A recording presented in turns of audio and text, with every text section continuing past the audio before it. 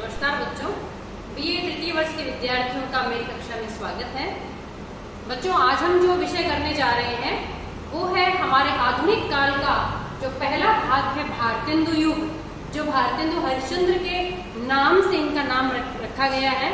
कारण कि इस युग के अंदर अन्य रचनाकार, अन्य कवि भी खूब हुए थे, जैसे ठाकुर जगमोहन है, प्रताप नारायण मिश्र है, बद्रीनारायण चौधरी प्रेमधन है, राधाचरण गोस्वामी है, राधा कृष्ण दास है, श्रीनिवास दास है, बालकृष्ण भट्ट है। सबसे बड़ी विशेषता है बच्चों, इस युग के जितने भी रचनाकार है सबका नाम भगवान के ऊपर है। तो इन्होंने जो रचनाएं की, लेकिन भारतेंदु हरिश्चंद्र जो है मात्र 35 वर्ष की अल्पायु में तो चल बसे थे और 135 ग्रंथों का निर्माण कर दिया था। स्वयं नाटक लिखते, कहानियां लिखते, इतिहास लिखा, व्यंग्य लिखा, प्रहसन लिखे और खुद नाटक के अंदर भूमिका भी निभाते थे। भारतेंदु युग में जिन कवियों ने अपना योगदान दिया, तो समग्र रूप से ये जो साहित्य है, उस साहित्य की जो विशेषता है, हम उन विशेषताओं के बिंदु करने जा रहे हैं। पहली विशेषता इस युग की खड़ी बोली का विकास। बच्चों, आदिकाल के अंदर आप देखिए अपभ्रंश से युक्त हिंदी भाषा का प्रयोग मिलता है। भक्ति काल के अंदर मिली जुली खिचड़ी भाषा का प्रयोग है, राजस्थानी भी है, हिंदी भी है, ब्रज भी है, कुछ पंजाबी उर्दू शब्दों का प्रयोग भी है। और रीतिकाल के अंदर विशुद्ध ब्रज भाषा का प्रयोग हम देखते हैं। लेकिन आधुनिक काल की सबसे पहली विशेषता है कि इस युग में खड़ी बोली का विकास हुआ।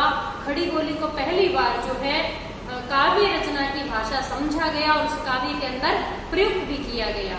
शुरू में लोगों को ये खटका भी था कि खड़ी बोली जो है वो ब्रज की तरह मधुर नहीं है, तो काव्य की कविता की भाषा नहीं बन सकती। लेकिन इस युग के कवियों ने खड़ी बोली का प्रयोग करके ये सिद्ध कर दिया कि हम कविता के अंदर खड़ी बोली का प्रयोग कर सकते हैं, जिसका आज तक प्रयोग हो रहा है।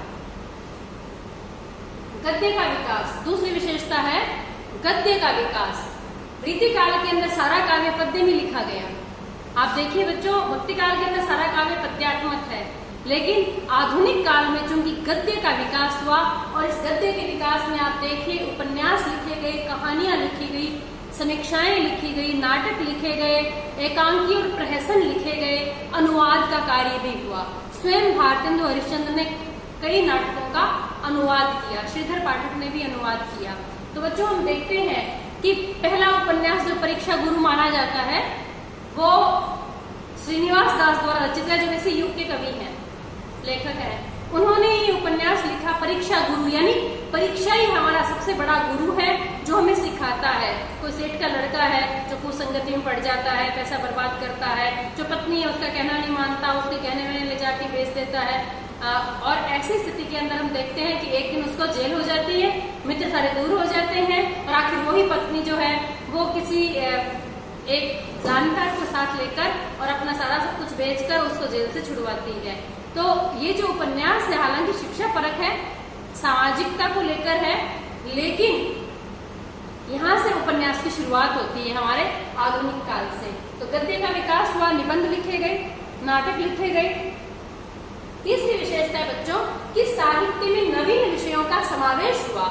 रीतिकाल के अंदर राजाओं के चक्कर में क्या था कि केवल और केवल श्रृंगार रस की रचनाएं प्रमुख मानी जाती थी, या भक्ति काल का अवशेष थोड़ी बहुत भक्ति और नीति की बातें इसके अंदर समाहित हुई थी। लेकिन आधुनिक काल में भारतेंदु युग के अंदर साहित्य के अंदर नए नए विषयों का समावेश हुआ, क्योंकि हम पहली बार गुलाम हुए तो उस गुलामी के अंदर जिस जकड़न को महसूस किया, उस आक्रोश की अभिव्यक्ति हुई अंग्रेज राज्य के विरुद्ध, और इसके साथ साथ देश प्रेम का भाव भी इसके अंदर अभिव्यक्त हुआ। इसके साथ साथ हम हमारे भारतवासियों के प्रति जो एकता का भाव था, समाज के अंदर फैली हुई जितनी भी बुराइयां थी, उन सब बुराइयों को लेकर भी, विधवाओं की दशा को लेकर, बाल विवाह को लेकर, हमारी खुद की भाषा के प्रयोग को लेकर, क्योंकि अंग्रेजी भाषा थोपी जा रही थी, तो ऐसे में नए नए विषयों का साहित्य के अंदर समावेश हुआ। चौथी विशेषता है देश प्रेम का भाव। अब चूंकि गुलाम होने की वजह से अंग्रेजों के अत्याचार निरंतर बढ़ रहे थे भारतीयों के ऊपर, तो जैसा समाज होता है वैसा कवि होता है, और कवि जैसा महसूस करता है वैसा ही लिखता है। तो राष्ट्रीयता के भाव का जो प्रस्फुटन हुआ देश प्रेम का भाव हम देख सकते हैं भारतेंदु की कविताओं में। जब भारतेंदु स्वयं लिखते हैं, अंग्रेज राज सुख साज सजे सत भारी, पाए धन विदेश चली जात इहे अति ख्वारी। मतलब अंग्रेज साधु सामान के साथ राज करते हैं और हमारा सारा धन विदेश चला जाता है। यही तो होता था, वो व्यापार करने के लिए आए थे, यहाँ से पैसे लेने के लिए आए थे, तो इस चीज का विरोध उन्होंने किया। केवल देश प्रेम ही नहीं, मातृभाषा के प्रति भी, हिंदी के प्रति भी प्रेम इस युग के अंदर अभिव्यक्त हुआ है।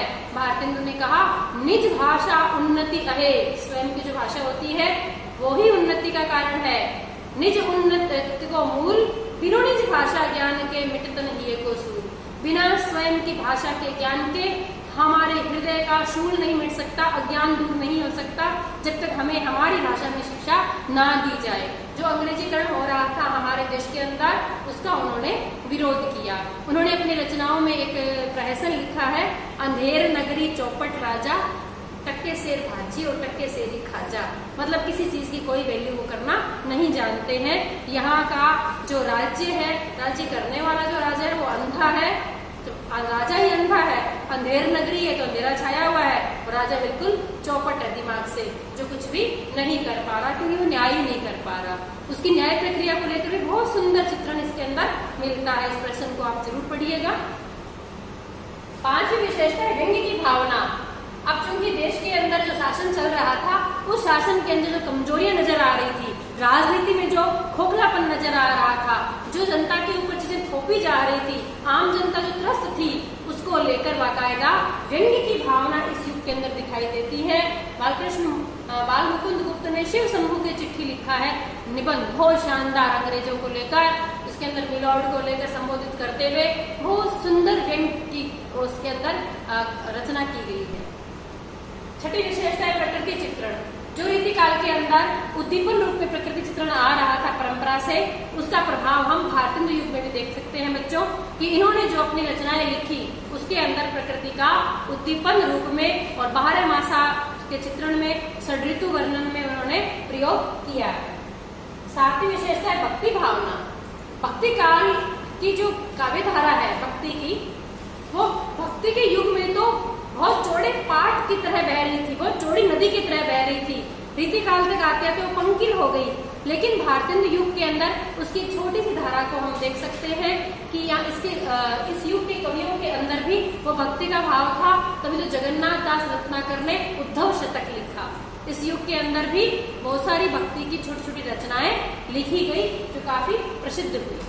आठवीं और अंतिम विशेषता है बच्चों, रीतिकालीन काव्य प्रवृत्तियां। क्योंकि रीतिकाल के तुरंत बाद हमारा आधुनिक काल आया, इसलिए रीतिकाल की जो काव्य की जो प्रवृत्तियां हैं, जो विशेषताएं हैं, उनके अवशेष जो चिन्ह हैं, वो हम भारतीय युग के अंदर देख सकते हैं। जैसे ब्रजभाषा का प्रयोग, ब्रजभाषा में लिखने वाले थे जगन्नाथ रत्नाकर, राजा शिव प्रसाद सिंह, राजा लक्ष्मण सिंह, ये सब ब्रजभाषा में लिख रहे थे भारतीय युग के अंदर भी। और इस युग के अंदर हम देखते हैं कि राधा कृष्ण के प्रति प्रेम का भाव और भक्ति का भाव भी व्यक्त हुआ है इनकी रचनाओं में। प्रकृति का चित्रण भी किया गया है और श्रृंगार रस का भी निरूपण किया गया है। और इसके साथ साथ बच्चों एक जो प्रवृत्ति चल रही थी समस्या पूर्ति, उसमें क्या होता था, एक पंक्ति दे दी जाती थी, इसकी समस्या पूर्ति करने के लिए कई व्यक्ति आते थे और वो कवित्व शक्ति के माध्यम से उस पंक्ति की समस्या की पूर्ति करते थे। यानी कविता की कोई एक पंक्ति देकर फिर उसको पूरा करना और उस पंक्ति का उसके अंदर प्रयोग भी करना। तो ये समस्या पूर्ति का जो प्रचलन था, ये भारतीय युग में यथावत रहा। भ्रमर गीत लिखा गया, नायिका भेद को भी काम में लिया गया, नायिका भेद के जो तरीके हैं, नायिका भेद के जो तरीके हैं उनको भी, और उद्धव शतक की रचना भी इस युग के अंदर हुई। तो प्रमुख ये जो रचनाकार हैं, इन रचनाकारों में हम देखते हैं ठाकुर जगमोहन ब्रजभाषा के अंदर लिख रहे थे, प्रताप नारायण मिश्र, बद्रीनारायण चौधरी प्रेमधन के नाम से लिख रहे थे। इन्होंने पहली समीक्षा इन्हीं की है, बद्रीनारायण चौधरी की। श्रीनिवास दास का पहला उपन्यास है परीक्षा गुरु, राधाचंद्र गोस्वामी, राधा कृष्ण दास, बालकृष्ण भट्ट, ये सब कवि जो है वो लगातार गद्य और पद्य दोनों में अपनी रचनाएं लिख रहे थे। लेकिन भारतेंदु हरिश्चंद्र जिनको उपाधि दी गई थी भारतेंदु की, भारत का इंदु, जो भारत का चांद है, मात्र सोचिए 35 वर्ष की अवस्था में 135 ग्रंथों की रचना और अल्पायु में चले बसे इसलिए इस युग का जो नाम है वो भारतेंदु युग रखा गया। नमस्कार।